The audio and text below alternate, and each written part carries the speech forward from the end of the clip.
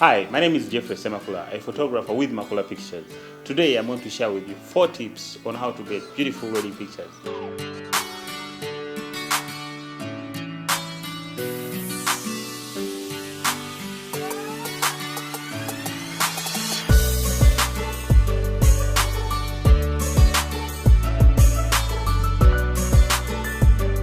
Are you a bride-to-be, a wedding planner? Were you proposed to over the weekend? Watch till the end because number 4 is going to amaze you. Before we dive into it, take a minute to subscribe to this YouTube channel, like and leave a comment.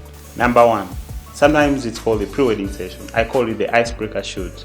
Many times the clients at the day of the wedding are shooting for the very first time, never been photographed professionally. So this pre-wedding shoot helps us get to know the clients better. I get to know her angles. I get to know if this person likes pictures. The pre-wedding session helps you create rapport with your photographer. You get comfortable around them. I also like to say that it's the way that you can get the end result.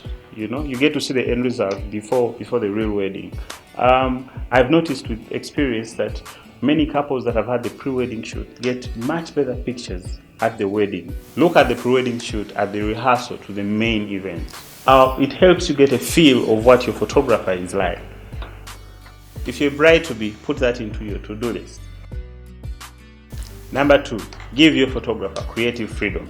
You hire this photographer because you like their eye, because you like their work, because you like their creativity, because you like how they express themselves through their pictures.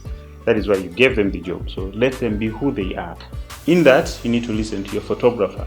So you only have to trust that you made a good, the right choice. And let me express, because many times we are at events and there's an image that you like, but you don't know if your photographer, your client will allow to come and take it. But then we also notice that many times when the client trusts you a lot and they can do anything you say, they get the craziest stuff, baddest. Listening means take instruction. Many times the photographer has your best interest at heart. They know they want to give you the best pictures, but it can only happen if you listen to them. There are times where you go to an event and they have beautiful decor that you spent a lot of money in, but then if you can't allow me, you can't trust my judgment that your picture with your bride would look good in your album in front of your decor, then there's nothing more I can do. I've had experiences where you reach the reception and you want to take a particular shot and the client refuses. The client says they're tired, or the client says, that's enough, and your spirit is grieved because they don't know what they're missing. They're not letting you work, and with that, you can't shoot further. You can't create more because even when you ask for a shot, they're going to say no. Listen to your photographer. Don't crush the photographer's creativity. Let the artist be. You get amazing pictures. Number 3, make your photographer your friend. I have shot weddings, but then it's different when I'm shooting my friend. I'm shooting my friends, I'm shooting myself. I don't want to miss anything. This helps on the vibe, the flow of the event. The vibe you give your photographer is how the pictures will look. Many times I've had weddings where you reach and the bride is showing you an attitude. You get to take pictures, but you just can't force someone to smile, And at the end of the day, it is the client's loss. And as much as it's your loss, it's the client's loss. And also it reflects bad on me because I didn't get good pictures. From experience, I've learned that the pictures look different if the relationship between the photographer and the client was not the boss and the employee. I gave you my money, so you paid me a service kind of relationship. It's when I'm shooting my friend, like I mentioned earlier, it's easy, you know what to do with them. You want to give them a picture you want on your wedding, yeah? The vibe that you give your photographer is a big determinant on how your wedding photos will look like. I'm doing weddings because I celebrate love. I want to see people in love. That is why I'm not somewhere in a war zone shooting pictures, So if I get certain energy, it reflects on my mood. When my mood is disturbed, to reflect on my creativity, to reflect on everything. Give your photographer a good vibe. Your photographer is human. Your photographer has the best interests at heart. Your photographer is not some person who you give money, to give you groundnuts. Your photographer is someone who's going to be with you for 12 hours. So he's going to want to be with a friend. He's going to want to relate with a human being. Point number 4, ask your photographer for orientation. There are many reasons why you need to have orientation. Besides the fact that these meetings help you create a bond and the photographer gets to understand the client more, you get to know the client photographer more. From the orientation, that's why a photographer will get a picture of how you want your wedding. During the orientation, you get to discuss with the photographer quite a number of things. This range from telling the photographer what things are important to you at the wedding.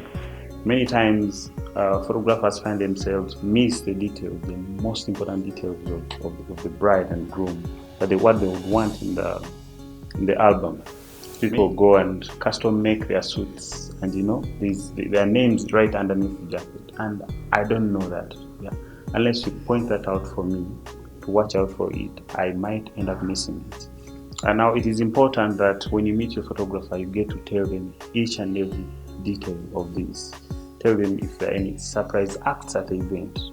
There are cases where a photographer will reach the reception and they don't know the flow of the event. They don't know when is the time for group photos, when is the time for the father-in-law would have a surprise act, and they don't know.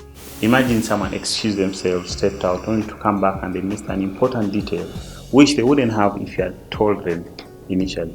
If you know of anything special that's going to happen during the wedding, kindly let your photographer know. I don't know about your family, but some of us have families that have a lot of drama. And there is that relative you don't want anywhere in your album. But you see, you can't tell them off. These are things you tell your photographer. He will use all means to make sure you and that person are not anywhere close to that album. Now, these are details. That's why I said earlier that it's beautiful to be personal with your photographer, to make them your friend. But some details you can't share with a family member, but you can tell your photographer, and he will make sure, because his job is to make sure you have a good day. Photographer's job is to make sure you have beautiful pictures. Now, if my client's pictures are going to be bad because of one auntie, I will make sure they don't meet. I'll make sure even if they meet, it's not even a minute. I will do something. So watch out for that. Talk to your photographer, tell them every detail. At the day of the event, make sure every detail is in one place. It helps to locate, not to miss on things that could be important to the client. 2 bonus tips. Feed your photographer. This one time, I think 2 or 3 years, about 4 or 5 years ago, we had an event away from town, Garuga in Tebe Road, and we were in line to go and have food. And a member of the committee came and told us we are not supposed to eat because we are paid. We should move out of the line such that people can eat. We politely walked out. This wouldn't have been a problem if we had been told earlier, prior to the event, that hey, in this contract there is no food, you're going to feed yourself. It's nothing really, feeding 4, 2, 3, 4, 5 people. But these are people who had been with the client from about 6 a.m.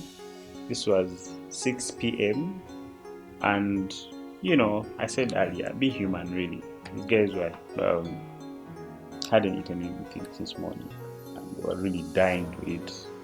They reached, and we're doing photos. There's someone who was doing video, an independent person. So we walked out of the line, started really, because we don't take pictures before eating food. We sat with our cameras. Next thing we see is the video team packing their stuff, going to eat. We got to know later they left, and then we got to know later they had gone out to eat food. I find that story funny, and I always tell it. Fortunately, there were not many things that were missed that happened. I remember a bride calling us to ask why there are no lights because they were not seeing any actual activity for video, and we told them the guys have gone to eat. Your people said we cannot be in the line for food because people have to eat. So really, you don't want that at your wedding. If you don't want to feed your service providers, it's very okay. Just say it prior to the event such that they prepare well. Bonus tip 2, give your photographer time to shoot during the photo session. You see, when you book these photographers, went to their page, went to their blog, saw beautiful pictures. These pictures that you see in our blogs didn't take 20 minutes to shoot. They took a lot of time. They took direction. They took really a lot. And for me to reach the photo session and the person in charge of time tells me I have 20 minutes to shoot, I find it I'll leave. Thank you for watching this video. I hope to see you in my next video. Don't forget to subscribe to this channel and leave a comment.